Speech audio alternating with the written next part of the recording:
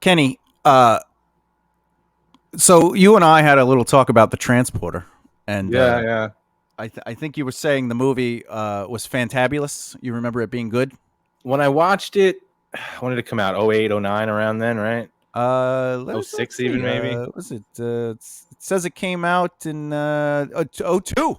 Oh my god. Okay, I watched it around oh 08. I remember loving it, like being like, "Wow, what a film." Not so much the case anymore. On your rewatch. Yeah, I don't know if I what I was doing the first time I was watching. If it was on in the background, if I was blockbuster and chilling, I don't know. Of Blockbuster. Fun fact about that: Netflix tried to sell itself to Blockbuster, and they laughed at them. Really, Yeah, that's like PlayStation and Nintendo. yeah. It was just like, So what are Netflix you was like, doing? "All right, I'll just go do it myself then. Fine." Yeah, We one of could my have did this friends. together. We could have Yeah, rose together. and you were like, "No, that's a stupid idea." Yeah, one of my friends was actually in the meetings. He was like a part of the merger discussions.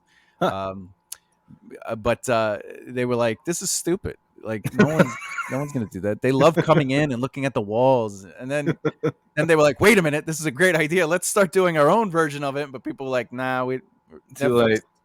We don't even have to go to a store." That was pretty cool. And then they just started streaming them, and you were like, okay, Yeah, yeah. They still do the delivery, I think, don't they? Like if you yeah, it's an option, but like, Yeah, yeah, but whatever.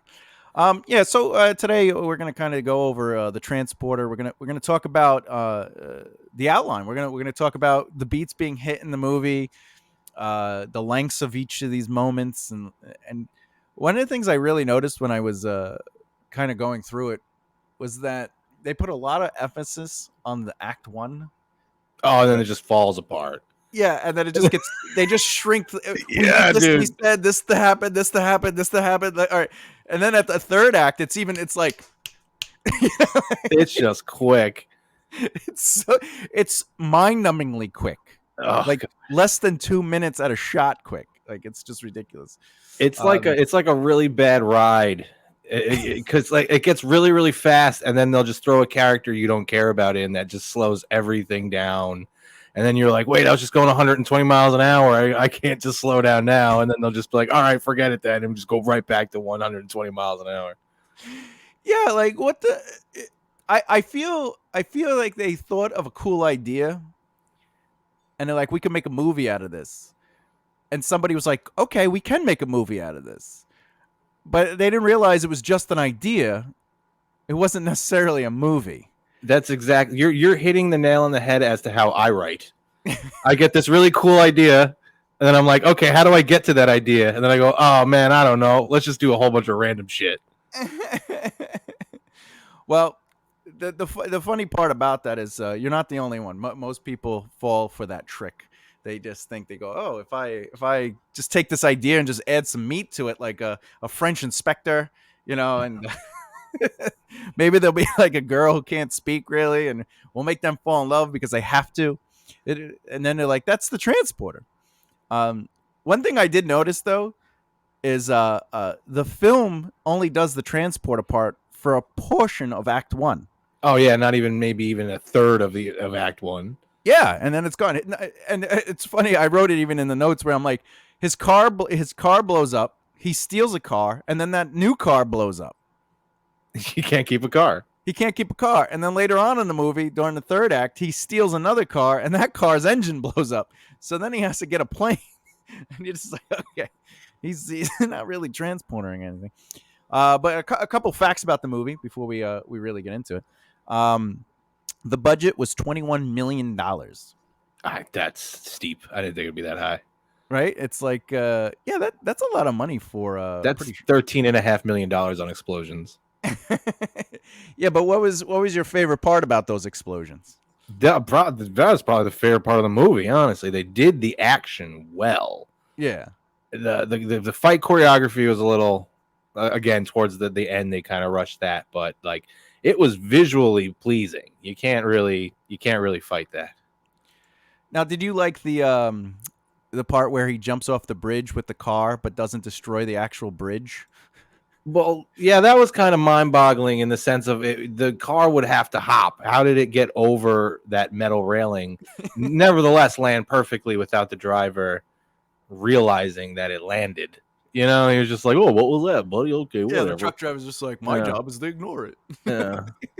The truck driver definitely would have had a different accent too, because there was every accent in the world was represented in this movie.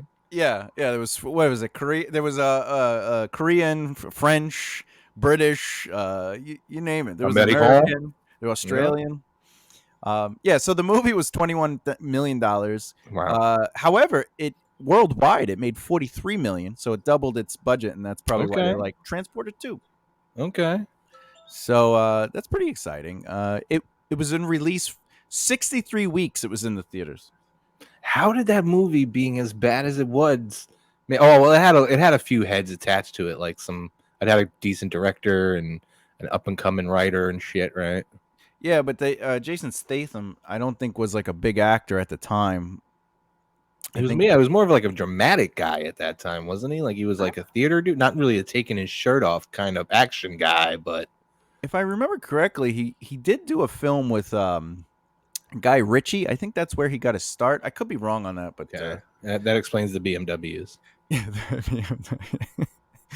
uh, yeah. So it's an action crime thriller, just so you know. And Okay. Oh really? Oh really? yeah, I yeah. don't know. That must have been in the wrong section of Blockbuster. No wonder they went under. I thought I was getting a romance. The romance is strong in this one. Mm-hmm. Uh, but they made 9 million in their opening weekend. And Nine then million. domestically, 25 million. Internationally, 18 million. So Right, for the total for the 43. it is an American film where it's like, things blow up, cars are, like there's fighting.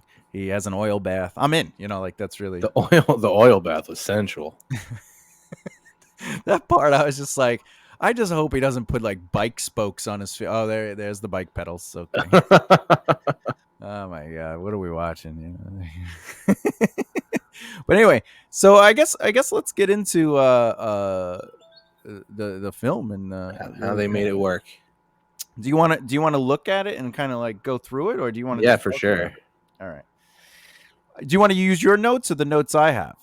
The notes you have are a little more organized and color coded. Mine have gifs from 1997, like a rotating Earth and a fire line bar. I mean, it's cool, but it's hard to follow. Okay. All right. Well, maybe next time we'll use your notes just for entertainment purposes. Sure, sure. So as you can see, well, just so everyone understands, the way I break down the outlines is through a method called the 27 chapter outline, and ultimately what that is this 3 acts, and each act has 3 sections, and Mhm. each section has 3 points. So Wow. in a story, you have 27 points altogether that you kind of have to touch on. And one of the reasons I wanted to do this, especially with other writers and fans of film and stuff like that, is because it fits. Every film you watch follows this structure, even if you're a Sure. writer and you don't follow the structure, like pantsers or I think they call them gardeners sometimes, are just people that just write from the hip. These things are natural beats in a story. Yeah. And of course, there's other techniques. It's just a 3 act structure, or sometimes they do the 4, where it's Act 1, Act 2, Act 3, Act 4. But like 2 and 3 is really just 2A and 2B. You know, um, but this is a nice breakdown of what happened and how it happened, and I'm pretty excited to go over it. So without even looking at the notes, though, the first section is known as setting up the ordinary world. And do you feel they did a good job on setting up the ordinary world? No, not really. I mean, I couldn't. An ordinary world for me. There's not bank robbers and Well, all calm right, and all cool right. collected. No. uh, yeah. Yeah. I guess. Yeah, because the ordinary world is absolutely setting up their status quo, like the world they live in, without it being changed. Right. Okay. I got you. So Was it, it it set up what he did and how he got about how he makes his living and such like that. Yeah, exactly. And some of the things we learn right in the first 14 minutes. Keep in mind, this first section Okay, this first point of the movie is one of the longest points in the entire movie. It's Yeah, yeah. 14 minutes. So before we even get to the inciting incident, it's 14 minutes of them just doing car chases, the bank robbery. You discover that he has some rules that he lives by. One of them being never change the plan, right? But we also learn a lot about him. We learn the transporter is prepared. He's organized. He plans to the smallest detail. We see skill as a driver. We also learn that he has a rule system. The transporter stays cool and he doesn't really worry. And he has a dry sense of humor. There's a couple moments where he does just like stupid jokes. Yeah, yeah. And he's excellent with a gun. And we learn that he's ex-military. This is everything we learn in the first point. And this is something we mentioned. It's going to come up. This movie is like, here's a lot of information you need to know. Now that you know it, let's just boom, boom, boom, boom, boom. And it just Well, flies through the story. rapid fire like bullets, man. That's how I like my action. Yeah. It's the only way to watch a movie is just not really be told anything. Just full on assault. That's right. There is a thing called seeding. You know what seeding is in writing, right? No. Oh, good. Seeding or planting is when you have to place information into the story before it becomes relevant, or you don't earn it. They don't earn the resolve. And if you don't do that, you get Deus Ex Machina. You get those moments where they're just like, how did they know how to do that? But this movie has a ton of points like that. Exactly. Yeah. And this whole point one, that he's an ex-military, he's a good driver, like all these things are filling in. Like, we don't have to question that he knows how to fight because he's ex-military. We don't have to understand that he can't, handle himself because he uses a gun not to kill somebody but to help him get away. He uses it to shoot a thing for like to open up a gate or something like that, right? But the plot that we're setting up is that he works in the crime world. That's really the plot being developed. He is in this crime world. So we get the theme now. He's like in that crime world. And as you can see, there's 6 scenes in this one point. Yeah, that's insane. And like writers sometimes they go, "Oh, do I have enough? Am I is this too many?" And this is just an example of a movie that was successful. And they just like, let's put everything into the first point before the inciting incident even happens. Let's do. I wrote the note where I was like, when he jumps off the bridge and he doesn't. It's like, and you realize the cops in this world are stupid because they're like, the guy was ready to throw his gun. They have to shoot it a whole bunch of times. Then he was threw his hat. And then we also learn he knows the inspector. So that's important to know because we have to see that they have a relationship, or the ending wouldn't make sense when he's like, how long do you think someone could take care of this? Yeah, yeah. He's like, would you like the right man to do it? All right. So this brings us to point 2, which is the inciting incident. Kenny, what is the inciting incident? The thing that makes it all start going downhill. Well, it doesn't necessarily have to go downhill, but it does change their world. And it could be a new lover. It could be someone they meet, and because they have this relationship, their normal, ordinary life has changed because they start going on dates. And they said that's an inciting incident. It just changes their ordinary world. So without the inciting incident, their ordinary world would continue unhindered. So a couple things that happens in this. By the way, look how long the inciting incident is. A minute. Hey, I like a movie that pops off for no reason. You know what I'm saying? Boom. And basically, this is just he gets a call, and they tell him, "Hey, we need you to pick up something." We learn another rule: no names, and you just got to deliver the package. That's it. That was the inciting incident. It's very right to the point. Yeah. It's a quick scene. In a script, this would basically be 2 pages. But we're at a total of 1638. Now, this is the interesting part. There's a like an unspoken rule in writing for film mostly, where within the first 17 minutes, you should introduce all your key characters, right? Or at least mention your key characters or allude to your key characters. In Pirates of the Caribbean, Curse of the Black Pearl, they introduce Barbossa like 42 minutes in, but they talk about Barbossa within The the whole first time. 17 Yeah, minutes. sure.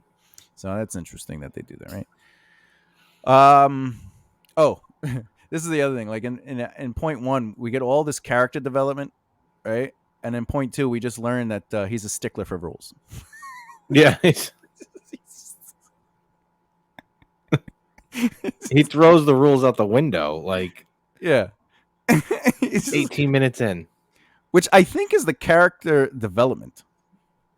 Wait, what? Like I think that's his character development, is that he is a stickler in the beginning, and then towards the end he's like, well, doing right by people is better than the rules. But he doesn't. Well, yeah. I mean, he goes into the trunk for the tire, which is what makes him notice that it's a live person in there, and then his conscience kicks in at that point, and he's like, "Hey, I should probably get this person at or look into what." Yeah. Well, now this thing too. Like he's never done anything this crazy before. It's the first time he's ever. I guess we have to assume it's not said elsewhere, but like I feel like he just throws everything out so quick. Yeah, he definitely he's like, well, it's a girl. I'm in love with her.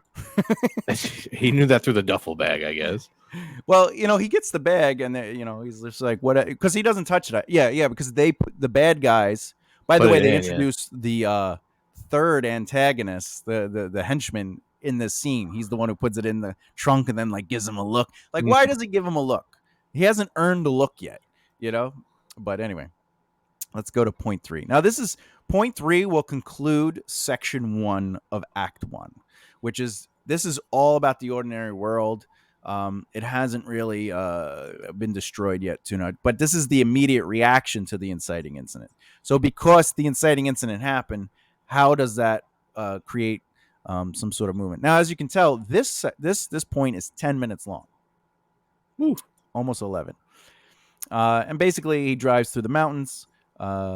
He gets a flat tire. Of course, he gets a flat tire. Why? Because he has to fucking check the trunk. Yeah. Right? So they're like, well, how do we get him to check the trunk? I don't know. Let's give him a flat tire. That's great writing. He's overly prepared. But he has crappy tires.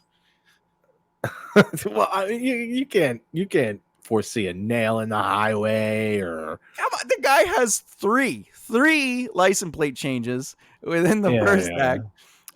Within the first point. Like the whole bank robbery, he has the one that he shows up with, the one that he picks them up with, and the one that he leaves after he drops them off with. And then he comes home and he has a whole wall of license plates. And the inspector knows it's his license plate anyway, because he's like, yeah, no 06 in it. Yeah. Well, so what's the point of having 30 license plates? The inspector's going to be able to come right to your house. I know, right? Like, that's why you don't become friends with the inspector. But the other thing is he has like a code you have to put in the car. So there's a lot of prep work into him making sure that the mission doesn't go wrong. That's true. Yeah.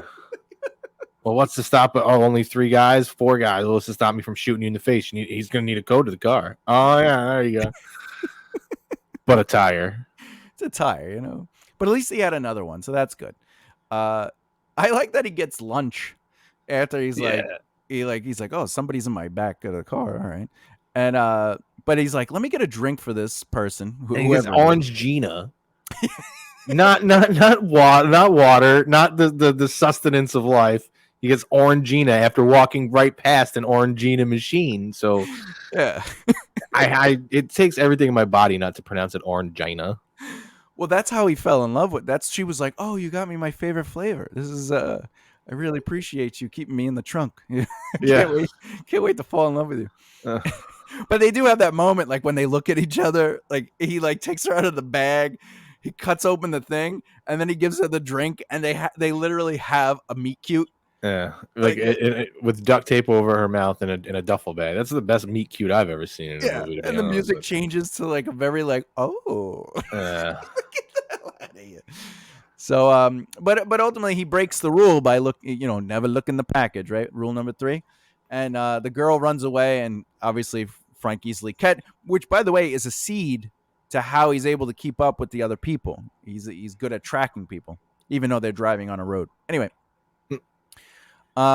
we learn a little bit more about the character. He's good-hearted. He's got a soft spot for one. Once he discovers it's a woman, he has great tracking skills, and he knows martial arts because he fights the policia. Right? What is the plot? He gives the girl a drink, which fuels the plot forward. He lets the girl pee. She tries to escape, and he obviously gets her. There are 8 scenes in this one point. Jeez. And to think there's so many points to go. Well, that's the thing. Like, when I was mapping this out, I was like, this movie's only 90 minutes. Like, this is a lot, right? But then there was a certain point where I was just like, point. And then Act 3 was like, there's one there's 2 points, I think, 2 points where it's less than a minute. And you're just like, why did he even have this in there? Because you need that point for the story to make sense. Yeah. But all right, so that's section 1.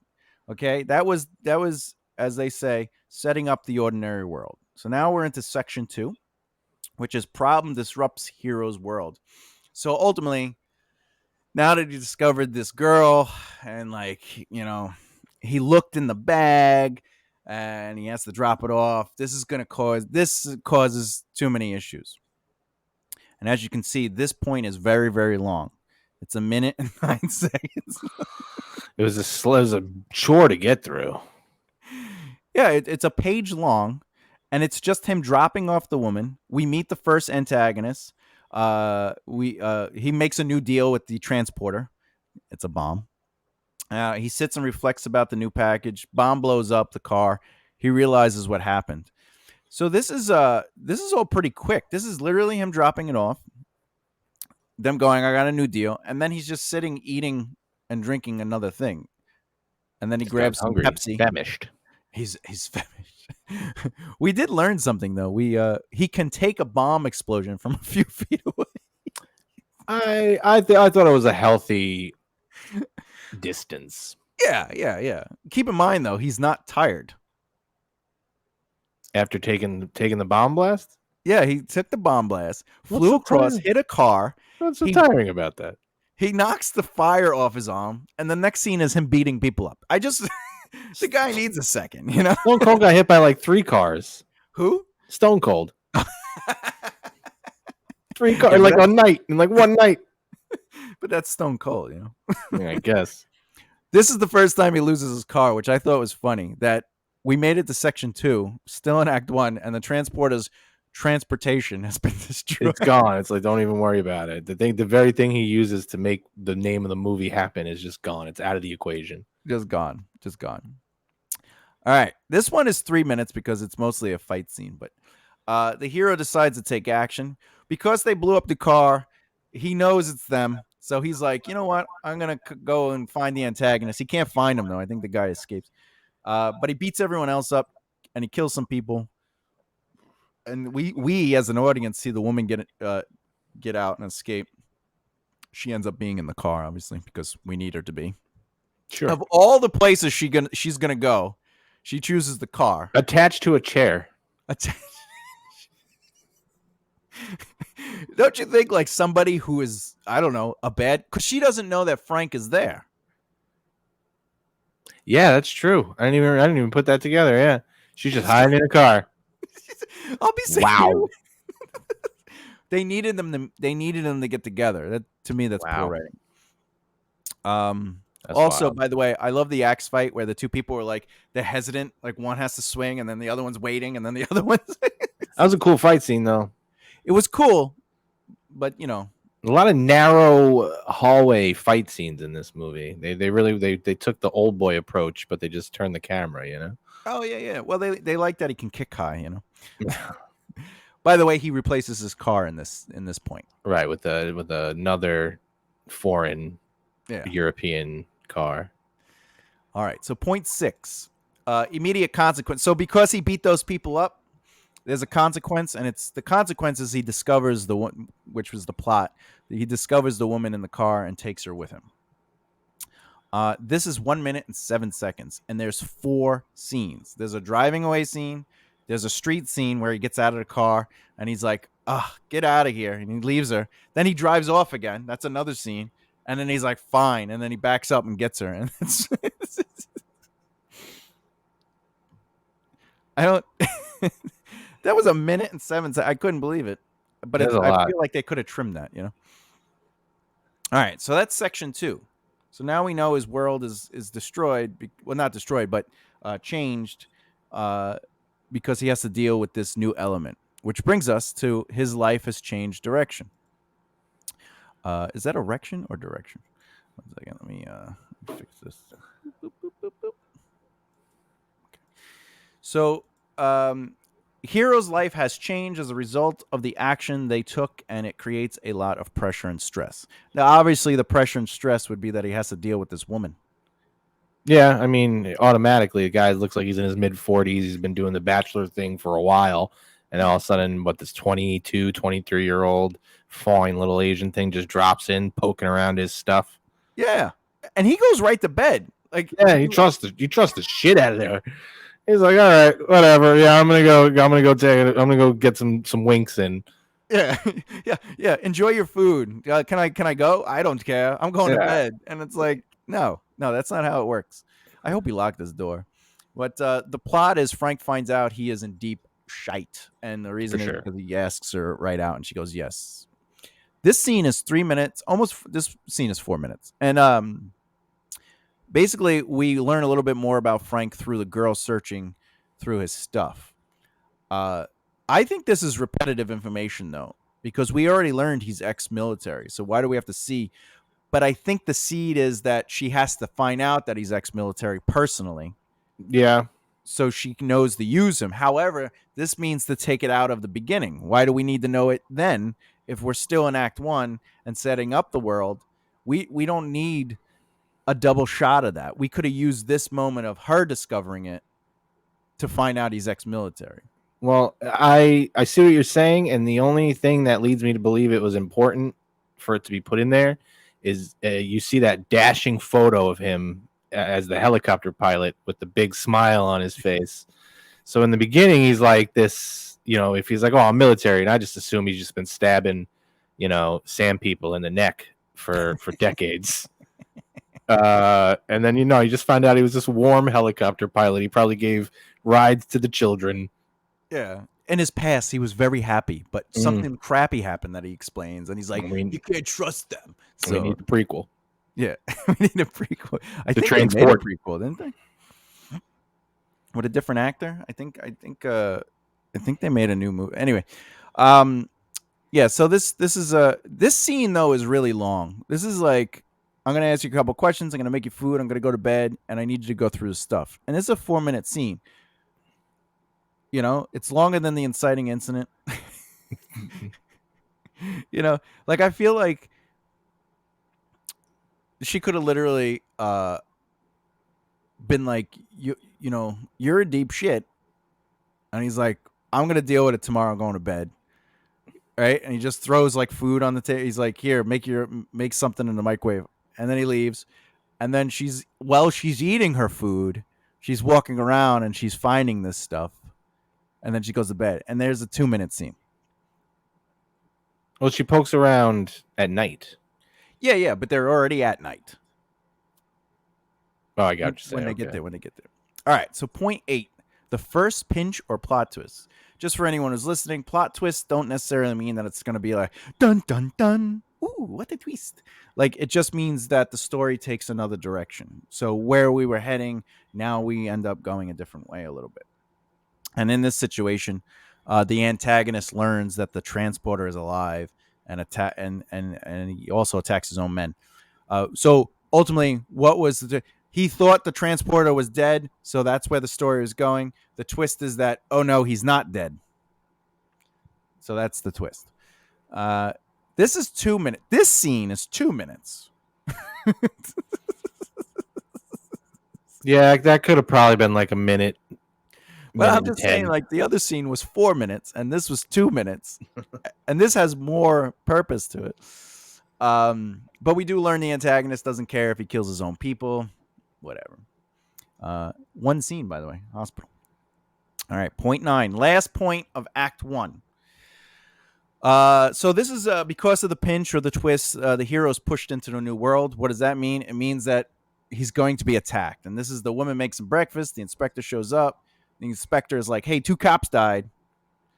I found your license plate. I have a great memory for your 300 license plates. Yeah. And but we also learn that he's really close to the inspector, and it's not necessarily like the inspector's hunting him. It's more like he's just, look, I'm here to help. Like if something's up, which we learn later too. We learn later. We also learn that Frank escapes underwater to safety, which the character growth is Frank and the girl are bonding, even though Frank likes it quiet in the morning. We learn Frank is also a scuba diver. Why is that important? It just confirms his military background. What is the plot? The inspector is trying to pin the 2 cops' death on Frank because he's like, they were in your car. The antagonist attacks Frank's house, and they think he's dead again. So this is death number 2. This right. is, yeah, you died again. They also blow up the house like right after the cop leaves. Like the cop like right out the driveway, and they like rolled up and blew up the house. The cop didn't even see it in the rear view. Yeah, you'd think he would have turned around and go, hey, I came back for more biscuits and the fire. Raging fire. But this scene takes 10 minutes because we have to wake up, we have to eat breakfast, the inspector scene, and then the blow up. And I always thought it was funny that the love relationship was definitely going too fast. But why didn't they use the big missile first? Just because you want to make sure you're going to use it. If I shoot him in the face and he's dead, I don't get to use the big missile. Yeah, but they didn't know what they shot a missile. Then they shot a whole bunch of guns. Yeah. Right? Because we needed that so we could see the bullets. That's what there was a whole bunch of bullets around your house, and you're telling me so, right? And then they're like, the hell with it. Let's take out the one with the smiley face. I would have started with the smiley face. That's probably would have been the best order to do it in, but you like a finale, man. Yeah, right. They're just like, let's make a show of this. Why? Because the inspector just left. There's no way he's going to see us. It's like when the town has leftover tax money, so they just start paving roads that they already paved like 2.5 years ago. They're like, well, we bought 5,000 bullets. The road is 5 inches higher than the grass. We've already rode it off. Up to this point, though, would you say the movie is exciting or things are just happening? The things that are happening are exciting, but nothing about the movie itself is exciting. Nothing but the plot is great. Nothing but the characters are worth caring for. Yeah. And we're like what 48 minutes into it at this point. Yeah, this is a deep. We're like deep into the movie. Yeah, I know. For Act 1, like right. Act 1. What do they say? It should be like if a movie is an hour and a half, the first act should be 15 minutes. The third act should be 15 minutes, and the second act should be 45 minutes. Yikes! That's how it should be. But because they're doing so much in Act 1, like they do a lot in Act 1. I thought my biggest complaint is that a lot of stuff happens, but nothing is happening. You know? Yeah. Oh, yeah, for sure. Yeah. We have no idea what's going on. Why this chick gets kidnapped? Like nothing. Which, you know what? I'm kind of okay. We don't know why she got kidnapped because that's the mystery of keeping us intrigued. But like we were saying earlier, like the decisions are weird. Like, why did she go to the car while still taped to a chair? Yeah. Oh, we need them to be together. Okay. Also, later on in the movie, he goes, "Why did you give me a bomb?" And the bad guy goes, "Because you broke your rule. You looked in the bag." And it's like, how did you know I looked in the bag? Yeah. I found myself wondering that too. There's literally no point in the movie where they would know unless there was, but you can't assume there's a camera. You can't assume anything because they didn't write it in there. So no, that was very weird. Yeah, it definitely took me out. So where are we now? Let's boop, boop, boop, boop, boop, boop. All right, now let's go to the beginning of Act 2, which is known as the ascending rise to conflict. So Section 4's whole purpose is to basically set up the conflict, the main conflict. And point 10 is here to introduce the reader to the new world because everything has changed, and we want to see what it's like. So they're underwater at this point, and they break into another house, and that's the new world. Is all right. He's not in his familiar house. He now has to try to figure out a way to be safe. Right. This is the one part in the movie. By the way, this is 2 minutes and 18 seconds. You're going to see a lot of quick moments now. I did not understand why she had sex with him, and I think him saying no to her 3 times does not make it make sense still. I mean, at this point, they've already been role playing as a couple. He's done so much heroic shit. You know, he's saved her life at this point, what, 3, almost 4 times? Yeah.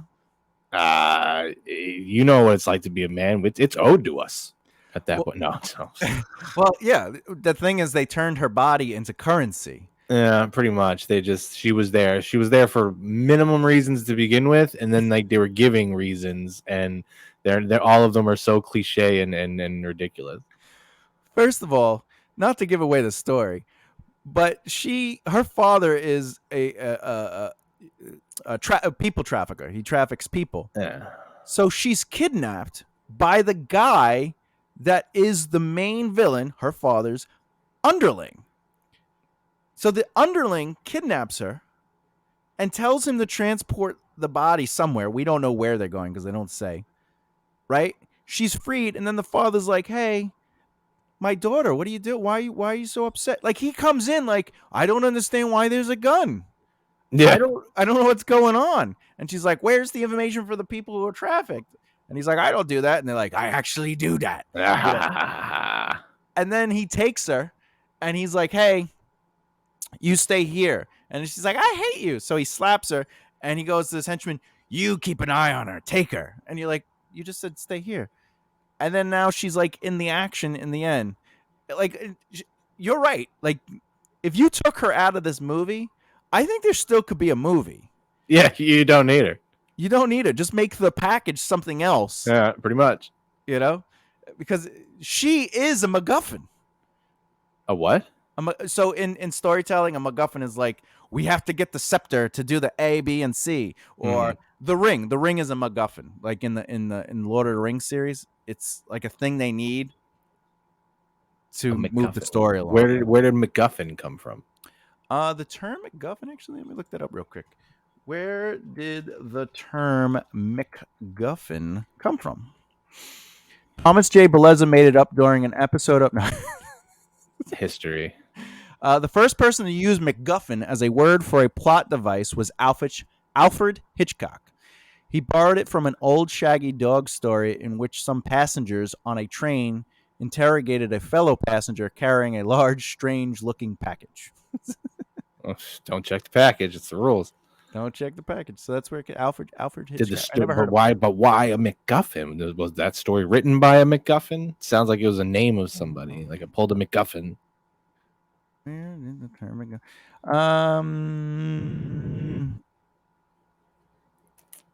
I think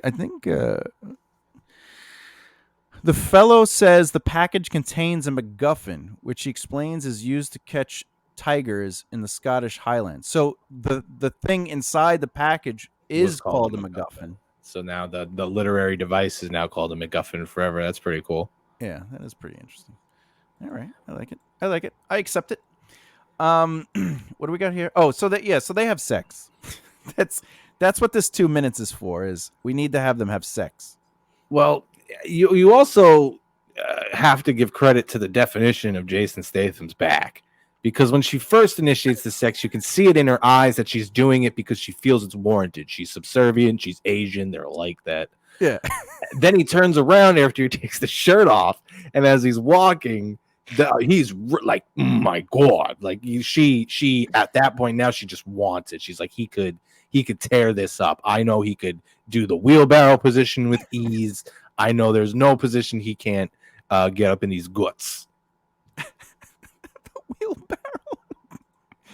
That's my favorite position. But I don't have the dexterity for it. to be your arms get tired, My arms, my legs, my back, my but neck. they're holding your legs. How would they get tired? Well, I know. Well, see, I only have sex with amputees, so I have to hold my own. That's funny.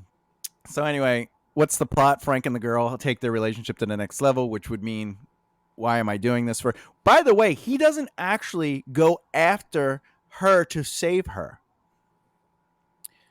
He goes after the people being trafficked. Oh yeah. Pretty much. Right? So again, she doesn't even have to be there. Yeah. So He we was don't there even to have find out there was trafficked people. That's it, really. That's and it. sex. That's the thing. He's like, I believe her on that because we had sex. Yeah. I don't think they need a relationship for this thing to happen. You know what I'm saying? Well, maybe he had to feel that pussy was trafficked. He's like, this pussy was definitely trafficked. I believe her. I'm in. Yeah. All right. So point 11, by the way, under 3 minutes.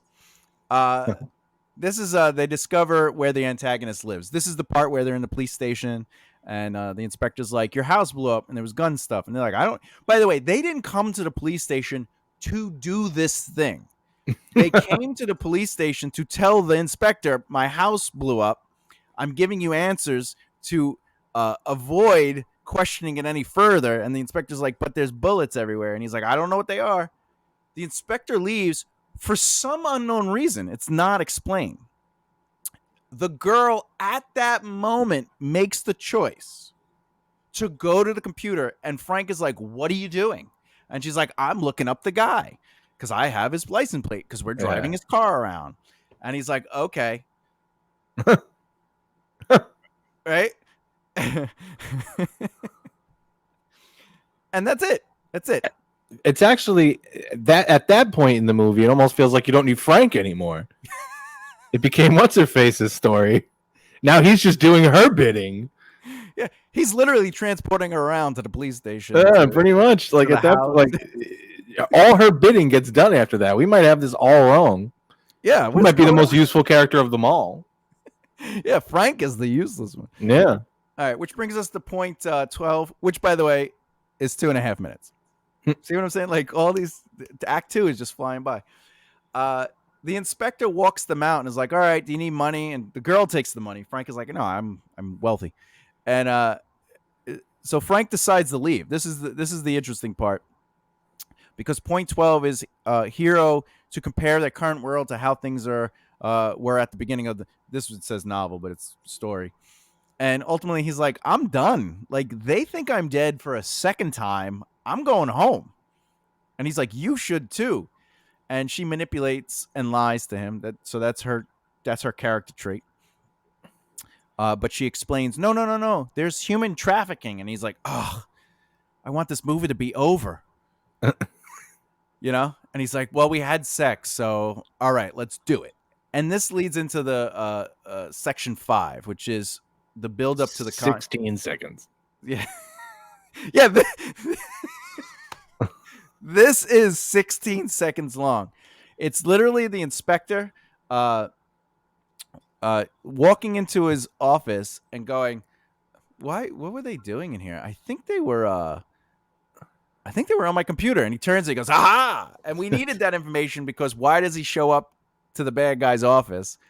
And the reason is because he knew what they were going for. He walked in, he said, smells like trafficked pussy in here.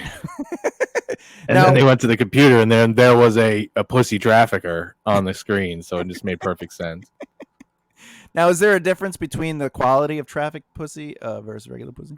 I would imagine how far it came from, because it's caught up in the container for long. Age, of course, becomes a factor. There's a whole season to trafficking. You don't want to take them out in the summer because they're in mid-summer mode. They're winding down into winter pussy mode. You want summer. You want hot girl summer pussy. You don't want wrapped up fall pussy. I'm not a fan of sweaty body, but just for those listening, point 13 that we just read, that is literally 16 seconds, is the build up to the midpoint. So this happens for the midpoint. Without this scene, the midpoint wouldn't really happen. We wouldn't have the convergence of the two modes of operation here. So point 14. This is 4 minutes, and this is takes place in one location, and it's ultimately we find out that Lai, which is funny, her name is Lai. Yeah. Uh, she's the daughter of the main antagonist. The main antagonist and the other antagonist know each other. Frank learns the truth that trafficking is real because the henchman goes, by the way, there really are people being trafficked, and then he knocks him out. So that confirms. So when the inspector's like, "Do you believe this girl?" He's like, "I absolutely do. No, I believe the guy who said it to me and then knocked me out." Yeah. Because he did it because he said it. Yeah, but he said it in a way he's like, I got you, and it's happening. You're like, that's the guy I believe. Again, the girl. Let's get her out of here.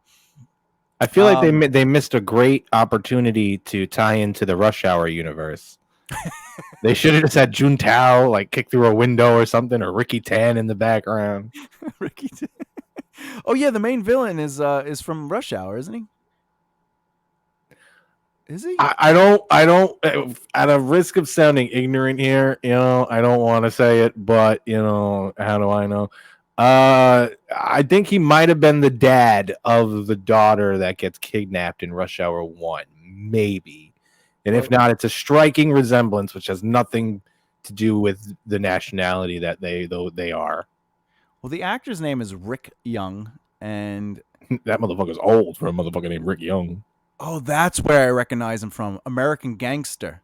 He's the guy that's in the jungle. He's the guy who runs the heroin thing that the main character buys the heroin from. But was he in Rush Hour? Let's see. I'm almost positive he was the president or whatever, that the high ranking, the daughter who gets kidnapped, the guy, whatever. He's in Ping Pong.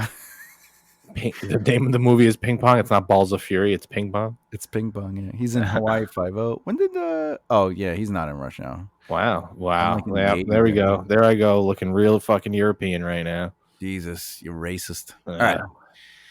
Where are we? Oh, okay, so that's basically what 4 minutes is. It's just massive exposition, but it's saying, hey, listen, this is the deal. They knock him out, so he gets arrested by the inspector, and they take Lai, and they're about to go and handle the trafficking situation. So what is the plot? They are in the office looking for all the information about human trafficking. It comes out that Lai is related to the man running the whole operation. Frank discovers that the containers really do have people in them, fueling the plot. How convenient. Extremely convenient. All right, this next scene is 1 minute and 19 seconds, and it takes place in the antagonist's office. So basically, he gets knocked out and falls to the floor, and the inspector walks in, and that creates this point 15, which is the immediate reaction or consequence of the midpoint. And this is the inspector entering and saying, "Hey, I'm gonna." The antagonist is like, this guy did all this stuff. I want to press charges. And the inspector's like, yeah, sure, no problem. And he picks him up. No one notices guns though. And then the plot is he takes Frank away.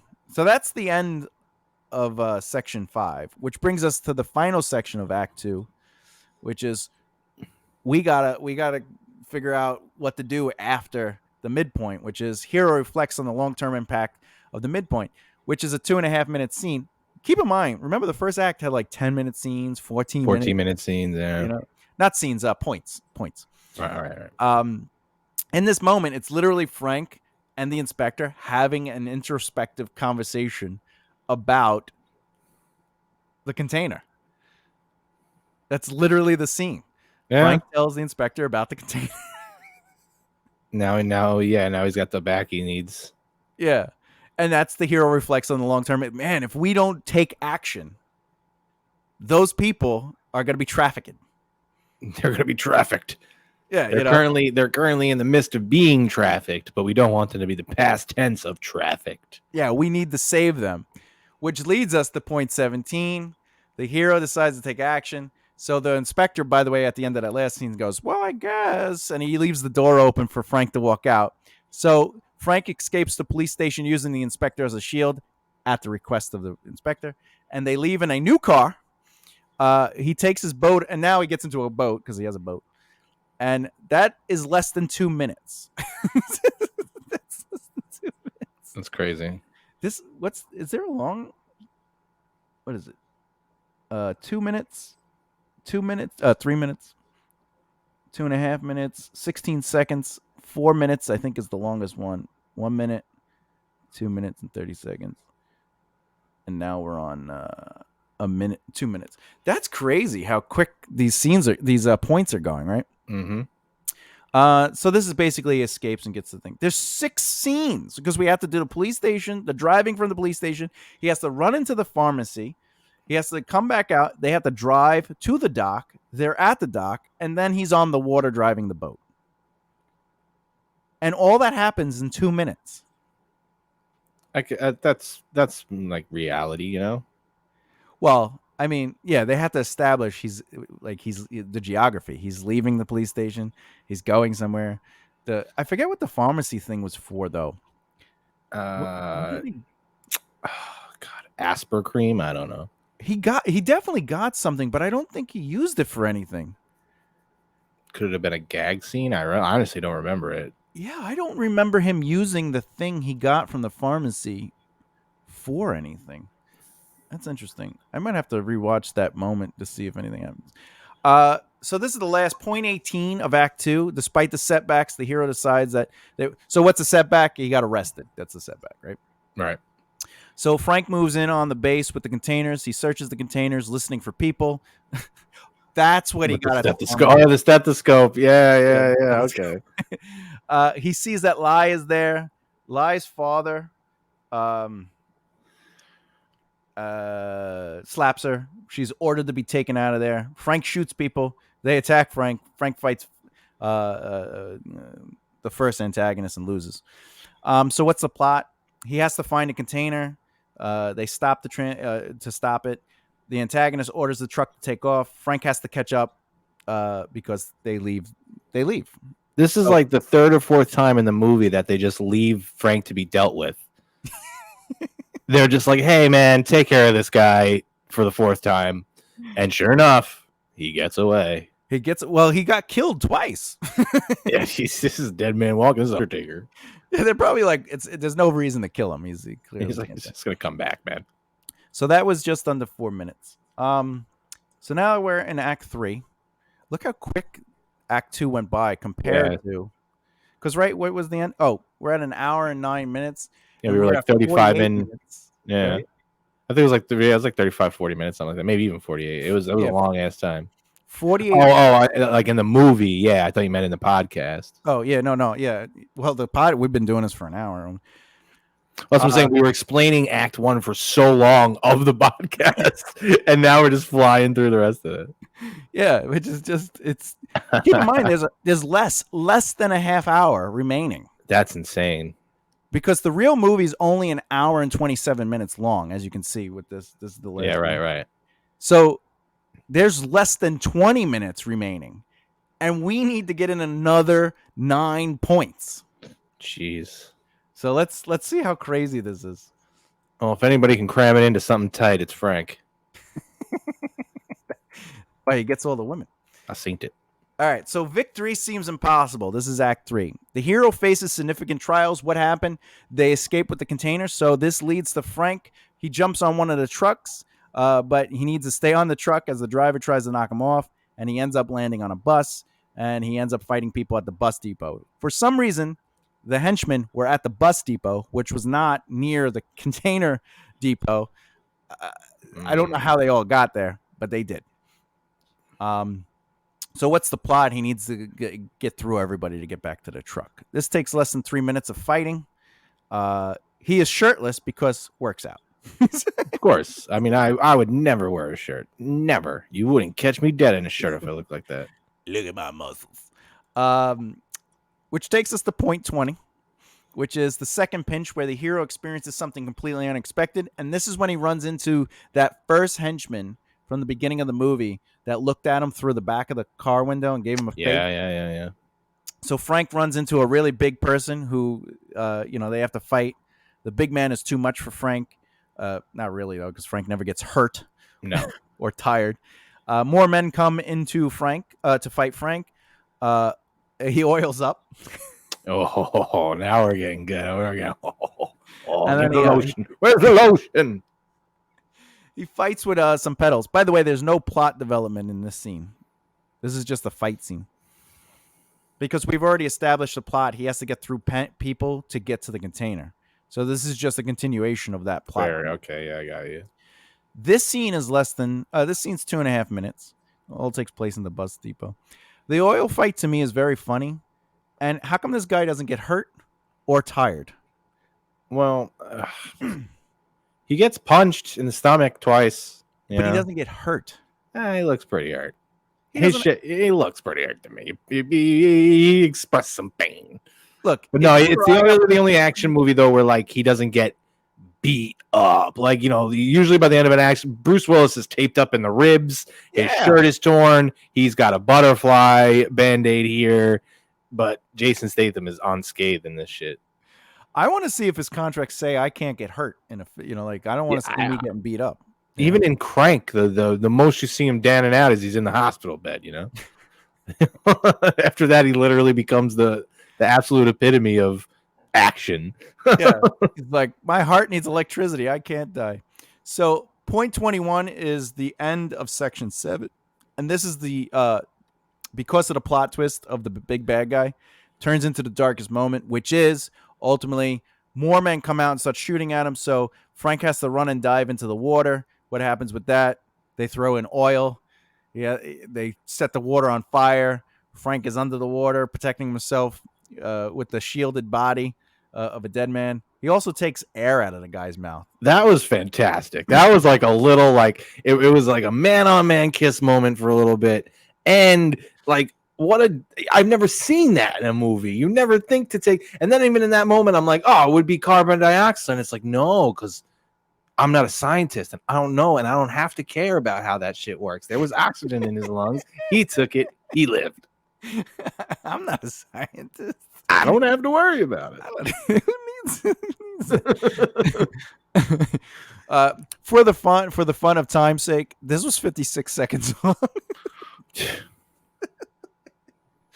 Now, by the way, we have 2 more sections, which means we have 6 more points. And watch how fast these go. Section 8. This is hero finds the power. So having hit rock bottom, the hero remembers their desire to succeed. So basically, he's like, I got to do whatever I can to stop these, because now I'm angry because they tried killing me, and I'm doing this. So Frank swims to safety because he can. Frank grabs a shirt because why not? He has some keys, gets him his fourth car, and grabs a weapon, and he drives off. I don't think he uses. Oh, he uses the gun. He does. Plot point: he finally escapes with a car to catch up to the antagonist encounter. This was 27 seconds long. At this point, and there's 3 scenes. I want to know how many takes there were to that 27 seconds. I want to know how long that 27 seconds took in that day. I mean, definitely at least a minimum of 1 shot taken for each.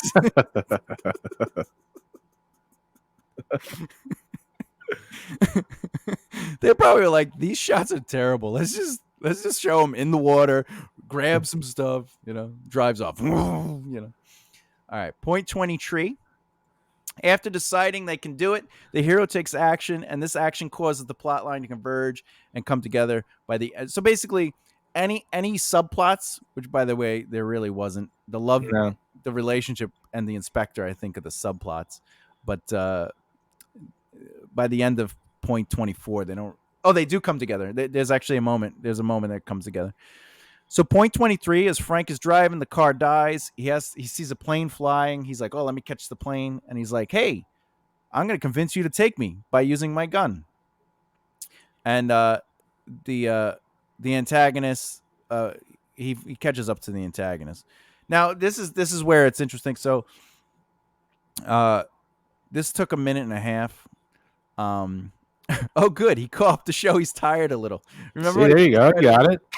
Told you he's human. That was a real cough, not an acting cough. He's human, man. I believe I can do this now. All right.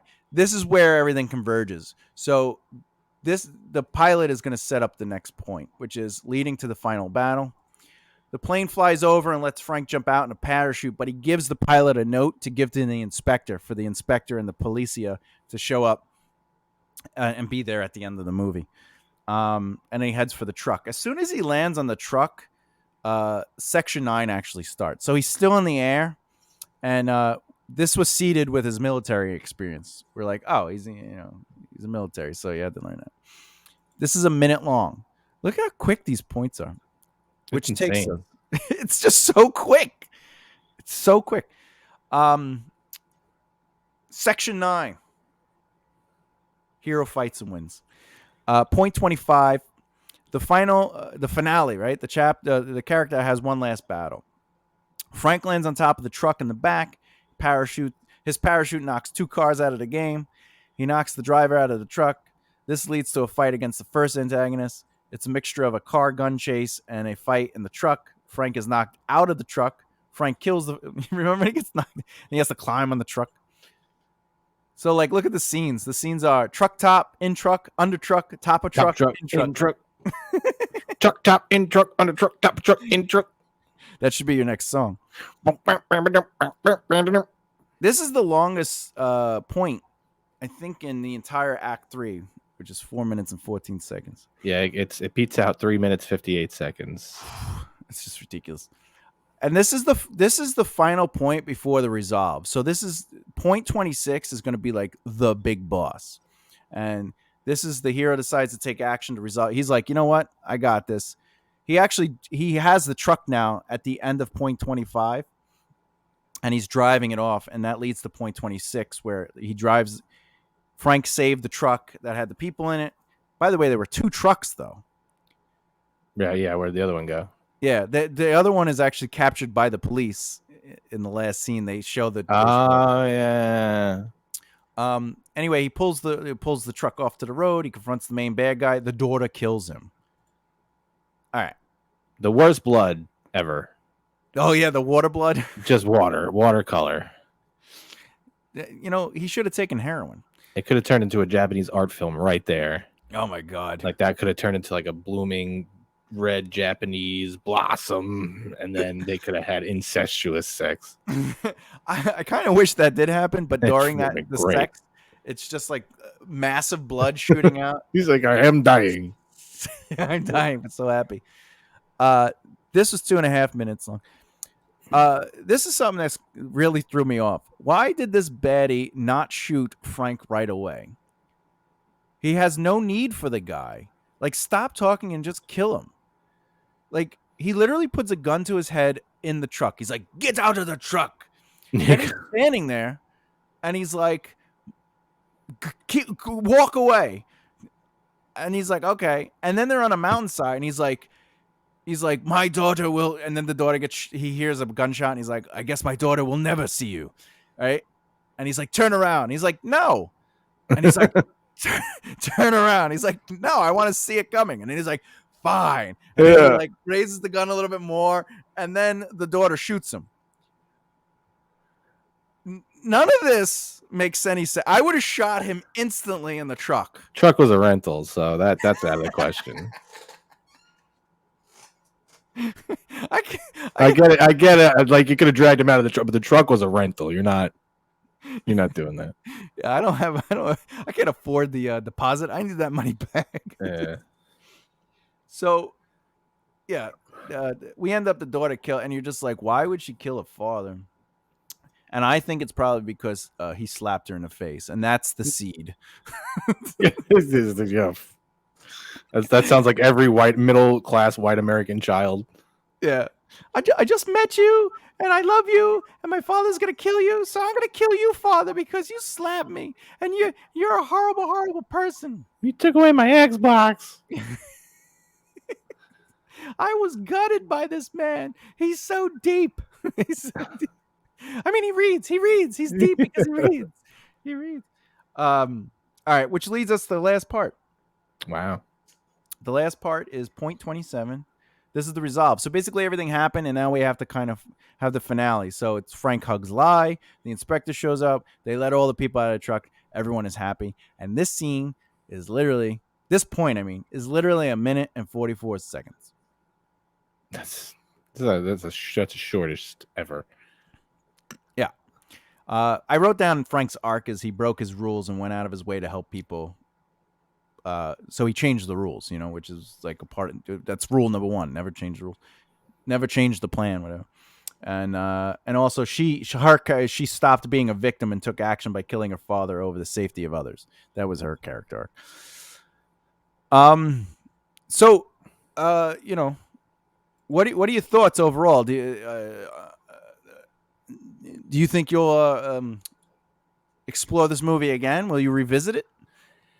No, never. Especially now that we've broken it down like this, like it was interesting to see it go from like, okay, yeah, that was a cool movie to like, whoa, this is not a movie that should be watched more than once. So the fact I'm watching it twice is enough. So to watch it a third time, it's better be blockbuster and chilling. Yeah. This is one of those movies you leave on silent while the TV is off to make love to a woman. Pretty much. Yeah. Do you do you use outline when you write, or no? I'm the writer that comes up with the idea, and then goes, how do I get to that idea, and then writes the beginning, and then never revisits that idea again. So no, I'm not an outliner. No. That reminds me. Kenny Murdock is a 35-year-old writer, comedian, actor, and musician. Sort of. Actually 36, but you're 36 now. Oh, I literally copied and pasted your bio. Oh yeah, it's true. Okay. Yeah. That's on you, lazy bastard. If you could send me that outline, that'd be great. I would might watch it again going through your outline. Oh, all right. Yeah, I'll be happy to do that. Yeah, this is I found this outline maybe like 4 years ago, and it just changed my life. I used to use a different kind of outline, which was just really straightforward, where it was like Act 1, and it was the three main beats, which is set up the ordinary world, the inciting incident, the reaction to the inciting incident. And then Act 2 was rising conflict, which means they have to go through trials and tribulations, the conflict, and then the descending the descending conflict, which is, what is their life now that the conflict happened. And then the third act was going to the fight, the resolve. And good third act. Yeah, but when I was writing, I thought it helped me like to get a lot of but once I started getting hired to write scripts for people, and I found this, because everybody was like, I need an outline first to see what you're going to write. And I was like, oh, no problem. And this really broke it down to where there wasn't a lot of questions from the client, because it was just very straightforward. Here is the story. Yeah.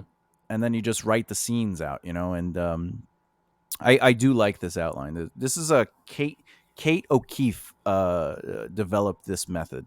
Kate O'Keefe, she owes me $8. She owes me $8 and some tangerines. But yeah, I'll definitely send this to you. Thanks. What did you learn about outlining and storytelling as we broke down this movie using this outline system? How you could put it in points like that, and how there's like 3 points to the 3 points to the 3 points, and then really this specific one, the transporter, taught me how not to do anything ever.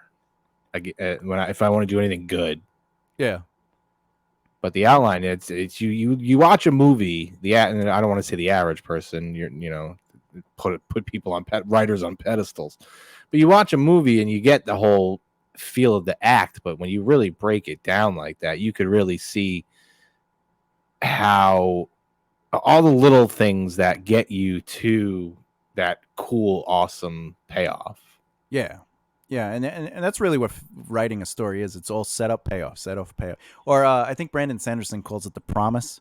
So it's like the promise and then the payoff. And it's like the promise of we're going to experience this. The promise of we're going to witness that. The promise of this will be discovered. And then you got to pay those things off. It also helps, like if you write a story idea like you were talking about, and you're just kind of like writing things that are happening, you can say, did I earn these moments? And it's not that you have to change the moments. You just have to say, how do I seed these moments earlier in the project? And then you could like add, it could be a word, it could be a picture, like for example, the pictures of him being in the helicopter. And it helps you kind of develop the story a little bit clearer and concise.